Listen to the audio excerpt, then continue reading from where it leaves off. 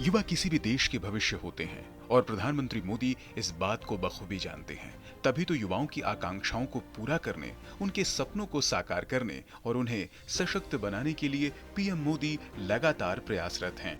युवाओं के समग्र विकास को आधार बनाकर ही 34 साल के बाद 2020 में नई शिक्षा नीति लाई गई।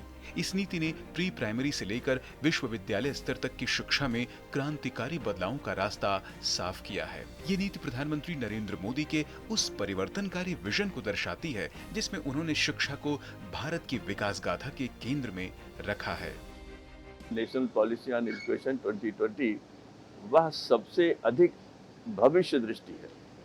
उसमें भविष्य दृष्टि है नीति और उसमें भविष्य दृष्टि हर जगह आपको दिखाई देती है।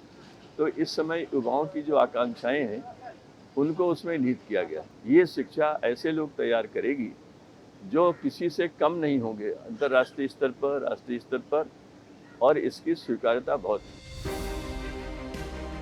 पिछले 5 साल के दौरान केंद्र सरकार राष्ट्रीय शिक्षा नीति 2020 को पॉलिसी के स्तर से धरातल पर उतारने में सफल रही है। राष्ट्रीय शिक्षा नीति में स्कूली शिक्षा के साथ साथ उच्च शिक्षा और तकनीकी शिक्षा में कई सुधारों का प्रावधान किया गया है।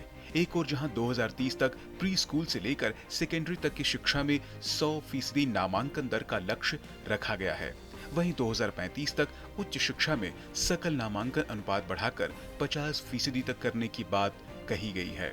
राष्ट्रीय शिक्षा नीति में शिक्षा केवल पाठ्य पुस्तक, अंक या रटने तक ही सीमित नहीं है। 21वीं सदी की जरूरतों के मुताबिक ये नीति एक ऐसी स्कूली शिक्षा प्रणाली की परिकल्पना करती है जो लचीली, समावेशी और छात्र केंद्रित हो, जहां जिज्ञासा को प्रोत्साहित किया जाए और रचनात्मकता को पोषित किया जाए।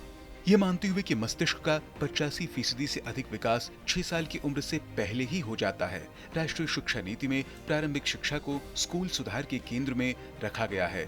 5+3+3+4 स्कूली संरचना के तहत पहली बार प्री प्राइमरी शिक्षा को शिक्षा प्रणाली का हिस्सा बनाया गया है। 3 से 6 साल तक के बच्चों के लिए बाल वाटिका नाम से प्री प्राइमरी कक्षाओं की शुरुआत की गई है, जहां बच्चों के मानसिक, शारीरिक, सामाजिक और रचनात्मक विकास का पूरा ध्यान रखा जा रहा है।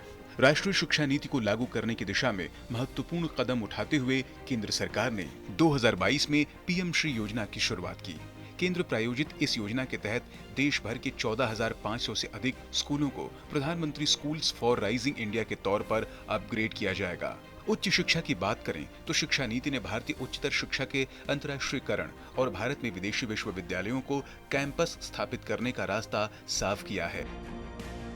शिक्षा नीति के प्रावधानों के मुताबिक ही यूजीसी ने 2023 में भारत में विदेशी उच्चतर शिक्षा संस्थानों के परिसरों की स्थापना और संचालन से संबंधित रेगुलेशन को अधिसूचित किया।